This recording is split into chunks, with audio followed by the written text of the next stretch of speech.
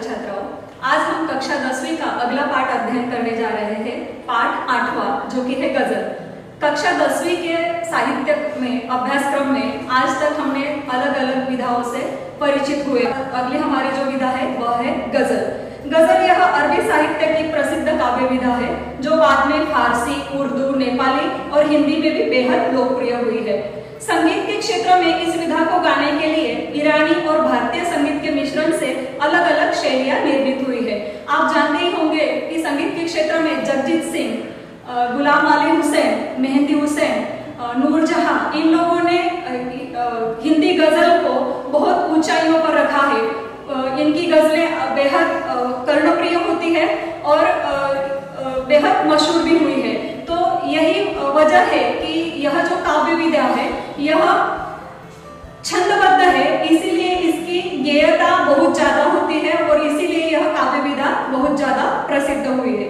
गजल यह छंदबद्ध काव्य विधा होती है, कविता होती है, जिसमें पहली दो पंक्तियां जो होती है उन्हें हम कहते हैं मतला और बाकी की जो दो पंक्तियां होती है उन्हें हम कहते हैं शेर। गजल का हर एक शेर खुद में एक छोटी पूर्णतः गजल होती है जो दो पंक्तियों में अपना अर्थ पूर्ण करती है। इस तरह दो पंक्तियों के 5 या 10 शेर वाली एक कविता जो होती है उसे कहते हैं गजल।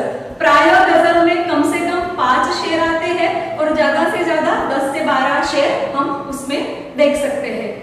गजल का जो मतलब होता है उसे कहते हैं गजल की जमीन, यानी कि लिखने वाला कौन से ढांचे में लिखने वाला है। यह गजल की पहली दो पंक्तियों में, जिसे हम मतला कहते हैं, उसमें तय हो जाता है कि वह किस स्वरूप में लिखने वाला है। गजल की पहली दो पंक्तियों का आखिरी जो शब्द होता है उसे कहते हैं रदीफ, और यह रदीफ जो होता है गजल के आखिरी शेर तक बदलता नहीं है। गजल के आखिरी शेर तक वह कायम रहता है।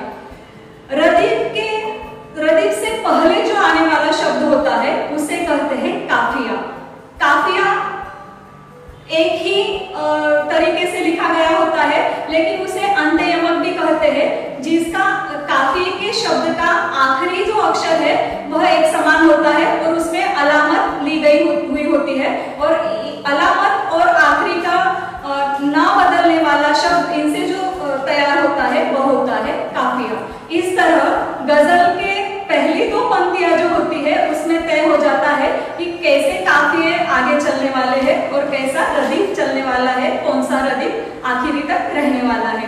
और इस रदीफ काफिये की वजह से गजल जो है वह कर्णप्रिय होती है, जिनको हम बार बार सुनते हैं और उससे एक लयबद्धता, नाद उत्पन्न होता है और इसीलिए गजल हमें सुनने में बहुत अच्छी लगती है।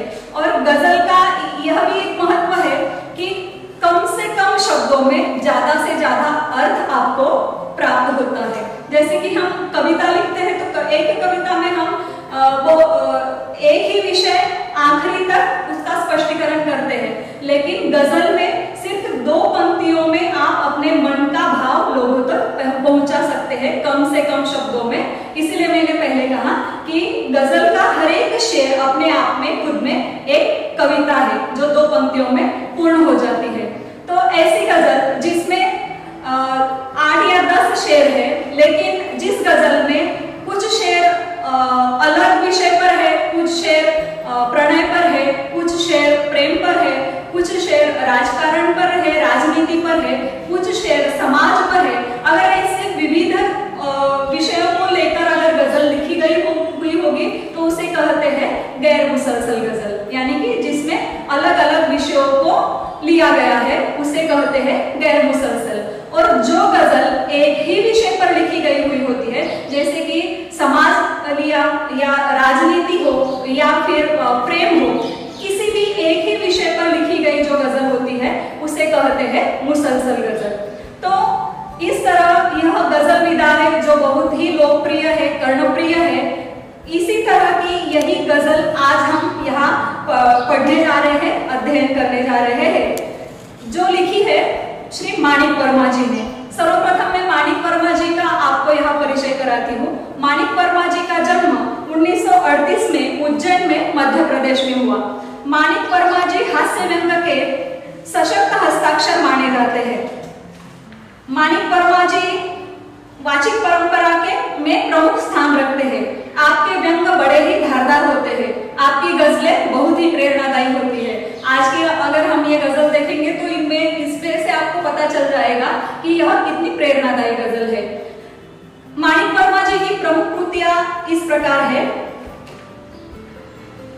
गजल मेरी इबादत, आखिरी पत्ता, आदमी और बिजली का खंभा, महाभारत अभी जारी है, मुल्क के मालिकों जवाब दो आदि इनके गजल संग्रह प्रसिद्ध है। इनकी प्रमुख कलाकृतियां हैं।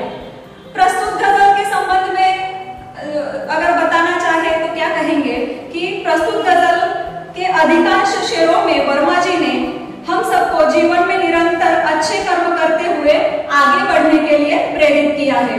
गजलकार ने संदेश देते हुए कहा है कि अपने रंग रूप से सुंदर दिखने के बजाय अपने कर्मों से सुंदर दिखना आवश्यक है। तो चलो पढ़ते हैं आज की गजल।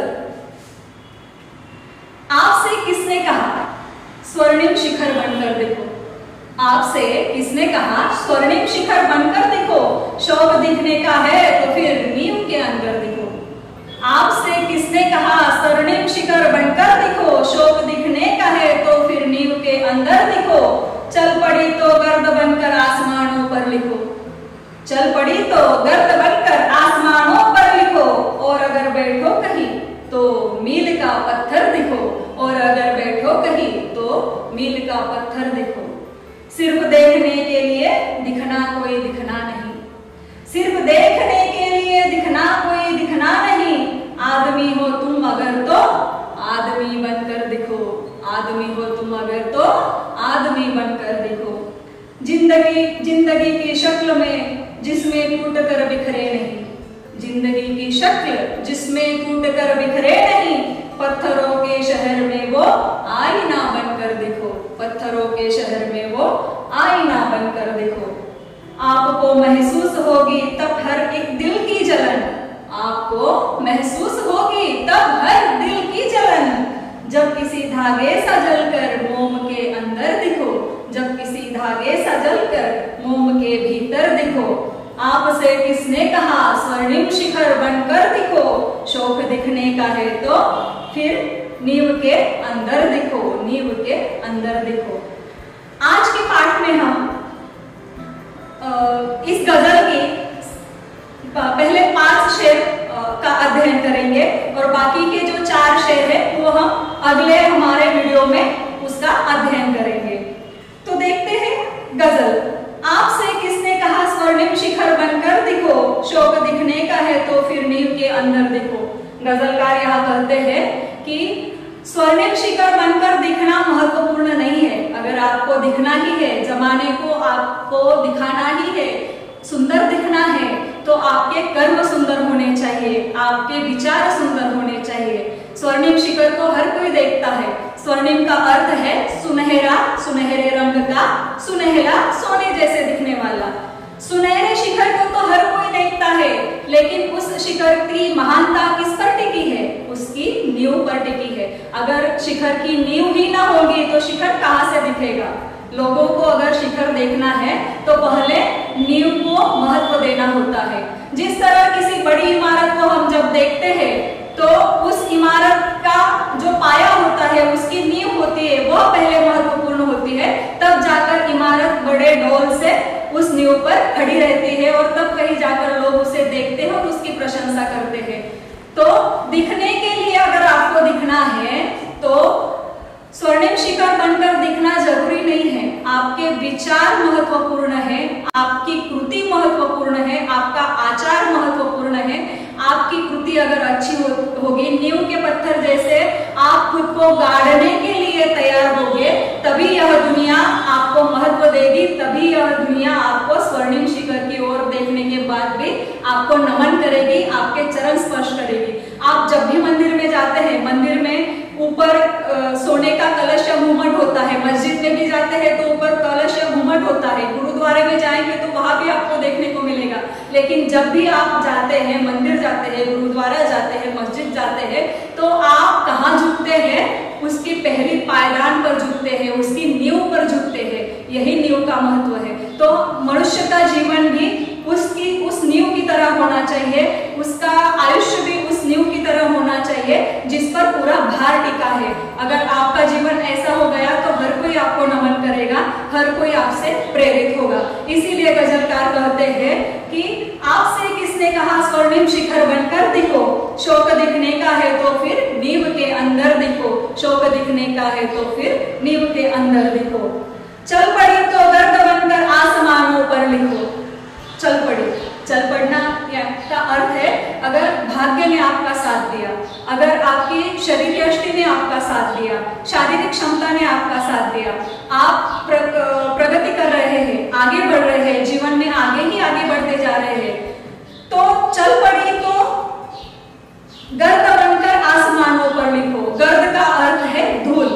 जब भी कोहरा आता है, जब भी तूफान आता है, तब जमीन पर की, धरती पर की जो धूल होती है वो हवा से उड़कर कहां तक पहुंचती है? आसमानों तक पहुंचती है।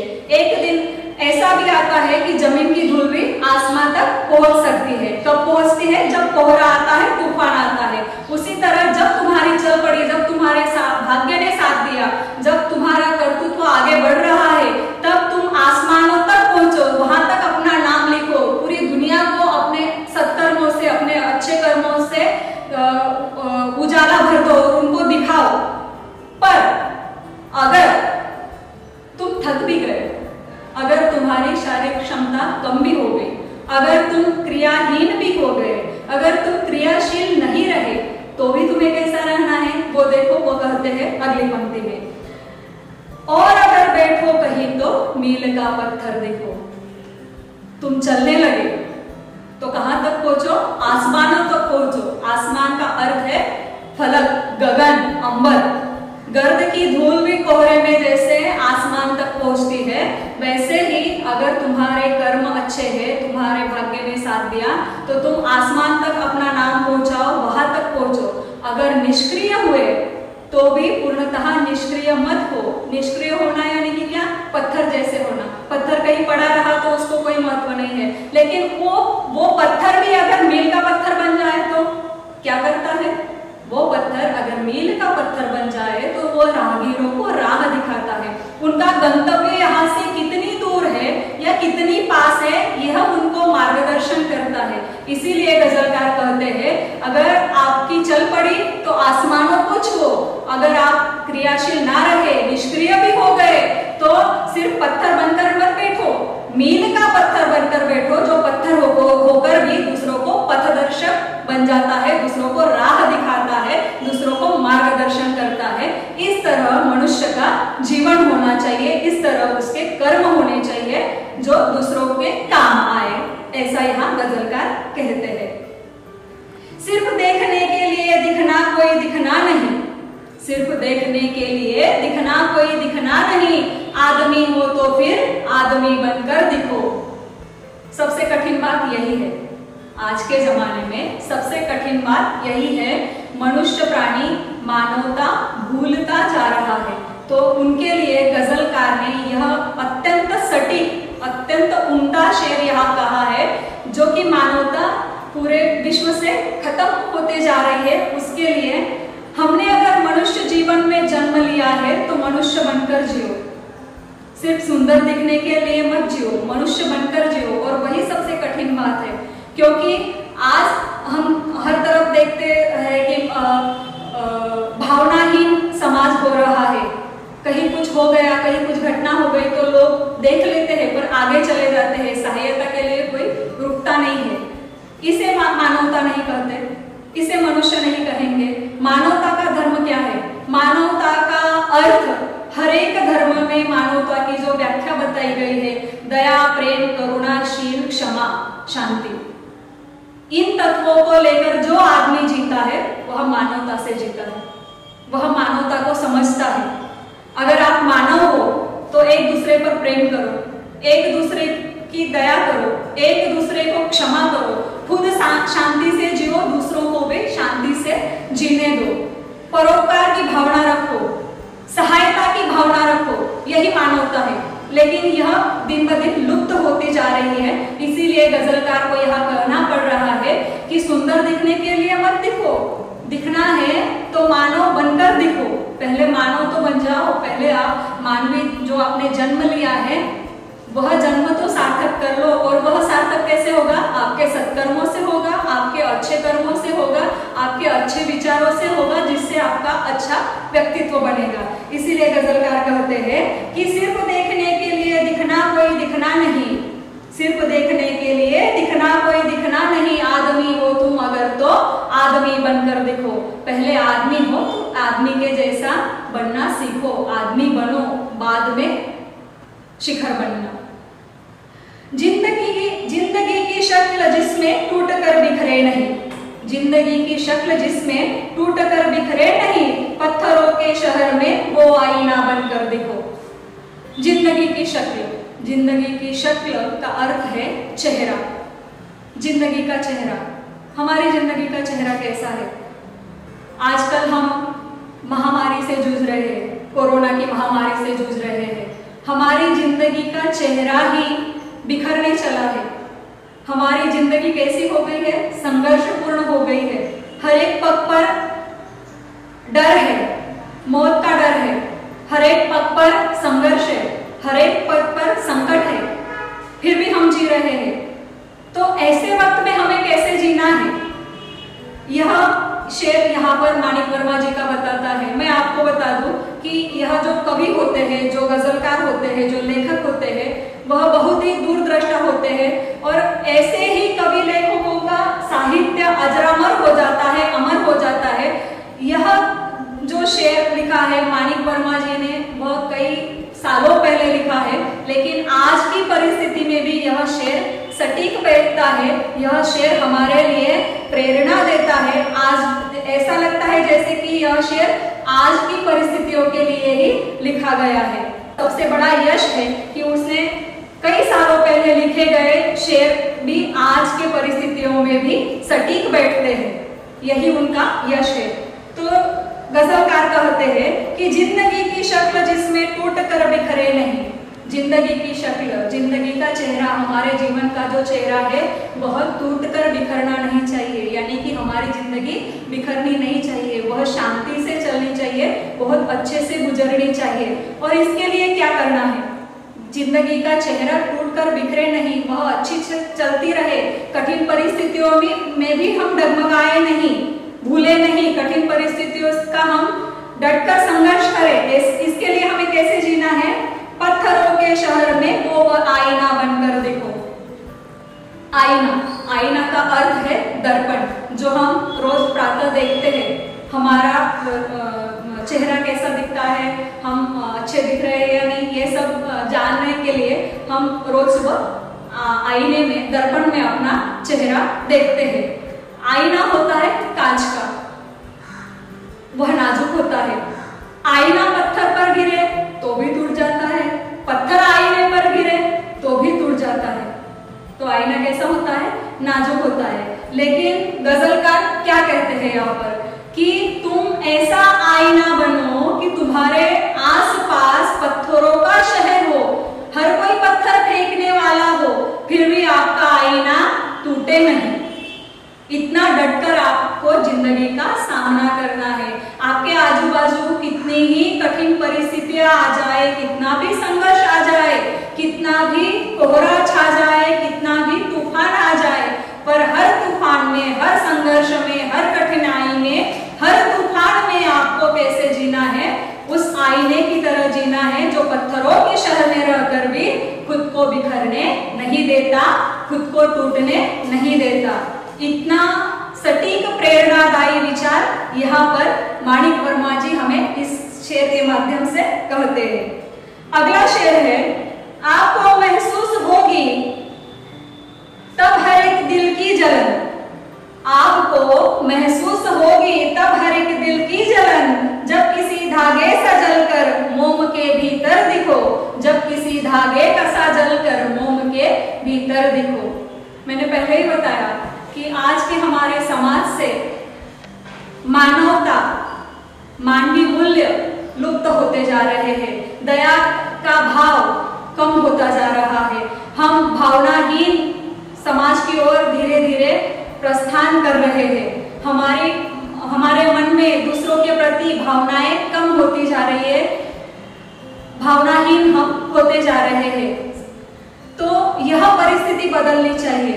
अगर आपको दूसरों का दुख देखा गया तो आप भावनाहीन हो गए। अगर जब आपको किसी का दुख ना देखा जाए, दूसरे के दुख को आप महसूस कर सके, आपकी भावनिक बुद्धिमत्ता वहां तक बढ़ी हो कि दूसरों का आप दुख दर्द महसूस करके उनको सांत्वना दे सके, तभी आप पूर्ण रूप से मनुष्य है, तभी आप पूर्ण रूप से मानवता से जीवन जी रहे हैं, ऐसा गजलकार का यहाँ कहना है। और यह जानने के लिए उन्होंने अत्यंत सटीक उदाहरण दिया है मोम का और उसके अंदर के धागे का। मोम का अर्थ यहाँ पर है मोमबत्ती। आपने अगर मोमबत्ती देखी होगी तो मोमबत्ती के अंदर एक धागा होता है और उसके आसपास मोम लपेटा हुआ होता है। जब हम मोमबत्ती जलाते हैं उससे हमें रोशनी मिलती है, पर जब वह जलती है, जब मोमबत्ती का धागा जलता है, उसके साथ साथ उसके आसपास का मोम भी जलता जाता है, पिघलता जाता है। उस धागे की आंच मोम को भी लगती है, मोम की आंच धागे को लगती है। वह एक दूसरे की जलन को महसूस करते हैं, तभी दुनिया को प्रकाश दे पाते हैं। उसी तरह हम जब एक दूसरे के दुख दर्द बांटेंगे, तभी इस जीवन में हम सफल होंगे, तभी इस जीवन में हम दूसरों को प्रकाश दे सकेंगे, तभी खरे पूर्ण रूप से सच्चे अर्थ से हम शांति से जीवन जी पाएंगे, ऐसा गजलकार का यहाँ कहना है। तो इसीलिए गजलकार कहते हैं कि अगर आपको दूसरों के दुख दर्द का अनुभव नहीं होगा, तब तक आप मानवता के धर्म पर नहीं चल सकते, और जब तक आप मानवता के धर्म पर नहीं चल सकते, तब तक आप सुंदर नहीं दिख सकते। क्योंकि सिर्फ बाह्य सौंदर्य का कोई महत्व नहीं है। मनुष्य के सौंदर्य की पूर्ण व्याख्या यह है कि उसका आंतरिक सौंदर्य, उसके मन का सौंदर्य, उसके विचारों का सौंदर्य, उसकी कृतियों का सौंदर्य। इसके लिए एक मुझे छोटी सी कथा याद आ रही है जो मैंने मेरे छठी की छात्राओं को सुनाई थी। तो उनका क्या जवाब आया था वो आप सुनिए। दो लड़कियां होती हैं जो रास्ते से जा रही है। उनमें से एक लड़की है, बहुत सुंदर है, बहुत अच्छे उसने वस्त्र पहने हैं, परिधान किए हैं और बहुत ही सुंदरता पूर्वक उसने श्रृंगार किया है। और उसकी जो सहेली है, साधारण दिखने वाली सांवली सी छोटी सी लड़की है, उसने साधारण कपड़े पहने हैं और ऐसे दोनों लड़कियां एक साथ जा रही है। तो रास्ते में उन्हें एक बूढ़ी औरत मिलती है जिससे चला नहीं जा रहा है। तो वह बूढ़ी औरत उन दोनों को याचना करती है, उनको कहती है कि बिटिया मुझे रास्ता पार करा दो। बुढ़िया जब उनसे कहती है कि बिटिया मुझे रास्ता पार करा दो, तो जिसने सुंदर वस्त्र पहने हैं, बहुत अच्छा श्रृंगार किया है, वह जो लड़की है वह सोचती है अगर बुढ़िया को रास्ता पार कराऊंगी मेरे कपड़े खराब हो जाएंगे, मेरे हाथ मैले हो जाएंगे, मैंने जो श्रृंगार किया है वो खराब हो जाएगा, तो मैं इसे क्यों रास्ता पार कराऊं। वो उसे मना कर देती है। पर उसकी जो सहेली होती है, जो अत्यंत साधारण लड़की है, जिसने कोई श्रृंगार नहीं किया है, अत्यंत साधारण दिखती है, फिर भी वह लड़की बुढ़िया को रास्ता पार करा देती है। यह कथा मैंने अपने बच्चों को सुनाई और उनसे पूछा कि अब बताओ कि दोनों में से कौन सी लड़की सुंदर है। तो तुरंत छात्रों ने जवाब दिया वो लड़की जिसने बुढ़िया को रास्ता पार कराया। तो मैंने उनसे कहा कि वो लड़की तो काली है, सांवली है, उसने अच्छे कपड़े भी नहीं पहने हैं, तो फिर वो सुंदर कैसे हुई। तो छात्रों ने जवाब दिया कि वह मन से सुंदर है, उसका काम सुंदर है, उसने अच्छा काम किया है, इसीलिए वह सुंदर है। तो देखो छोटे छोटे बच्चों को भी यह भेद अभी से पता चल जाता है कि आपका कर्म सुंदर होना चाहिए, आपका मन सुंदर होना चाहिए, आपके विचार सुंदर होने चाहिए, उसी से आपका व्यक्तित्व सुंदर होता है, न कि आपके बाह्य अंग से, बाह्य रंग से, बाह्य रंग रंगोटी से, बाह्य श्रृंगार से, कपड़ों से, आपकी त्वचा के रंग से आपका सौंदर्य नहीं निखरता है।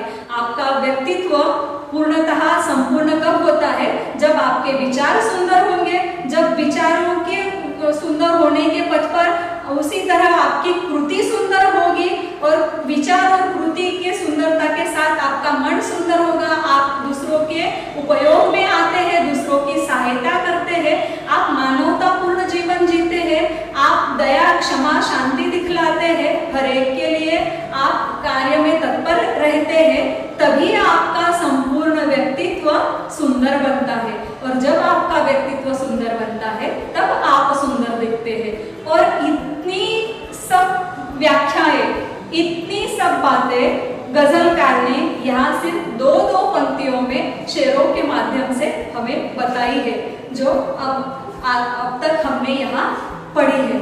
तो इसका आगे का जो भाग है इस गजल का, वो हम अगले वीडियो में देखेंगे। तब तक के लिए नमस्कार।